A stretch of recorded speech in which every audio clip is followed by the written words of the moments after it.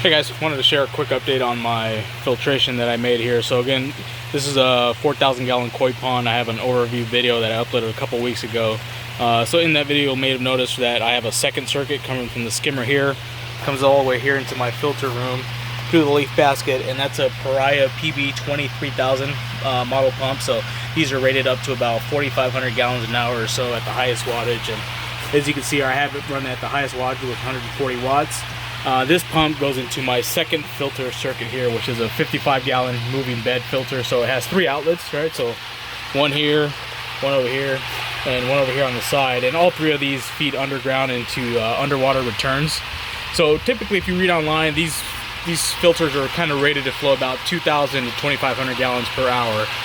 But as you can see here, with the pump running at full wattage, I'm running a lot more than that. So upwards of about 3,500 to 4,000 once you account for any sort of pressure loss or pump inefficiencies. So one of the changes that I made recently is that I'm essentially running what is called a full siphon on this filter. So you'll notice I have these 2 main returns. They're closed back about quarter turn or so.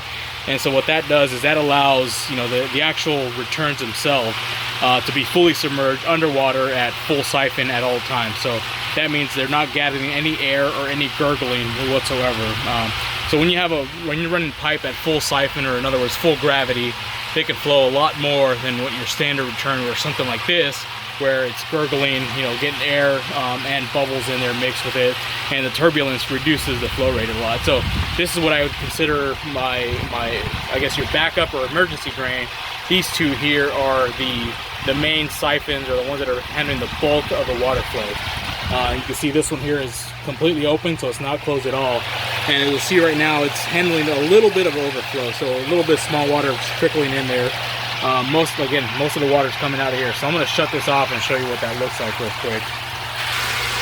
So with the filter shut off, you can see as the water level starts to drop, it's very simple here. So these are actually 3-inch outlets, 3-inch bulkheads, but they taper down to 2 inches. So these are your 2-inch typical suction strainer.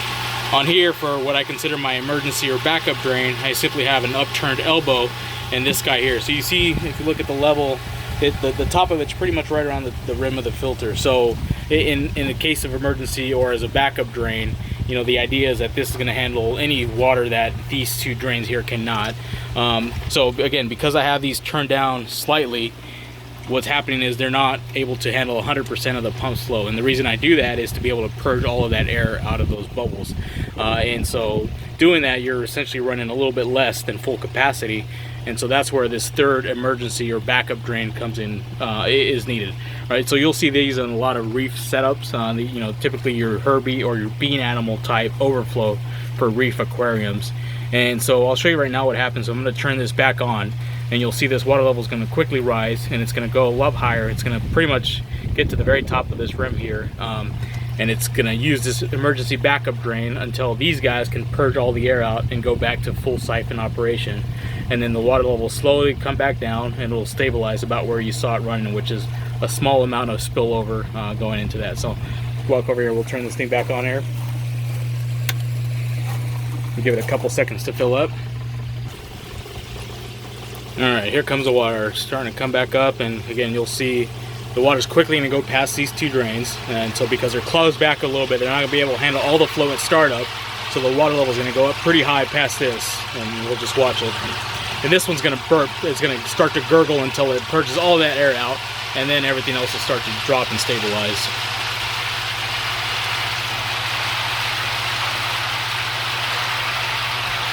So you can see the backup drain is doing a lot more of the work right now.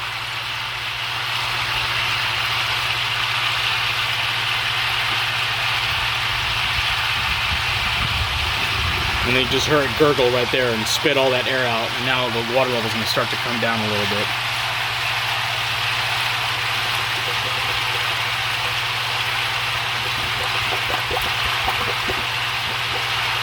So now this one's fully submerged, took all the air out, and now it's starting to come back down.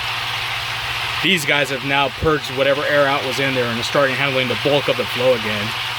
And we've now back to stabilized to running just a small trickle of overflow water into that thing. So yeah, there you have it. So essentially you're using 2 full siphon gravity drains and 1/3 emergency backup drain. You can set these up to run a lot more water than you normally could if you read online, you know, whether 2,000 to 2,500 gallons an hour. So here I'm running upwards of maybe 4,000. I don't know, I haven't really measured it, but you know, whatever the pump is pushing out, it's rated for 4,500 gallons an hour. But definitely doing a lot more than 2,000, that's for sure. So again, good luck, and any questions, just feel free to drop them down below. Thanks, guys.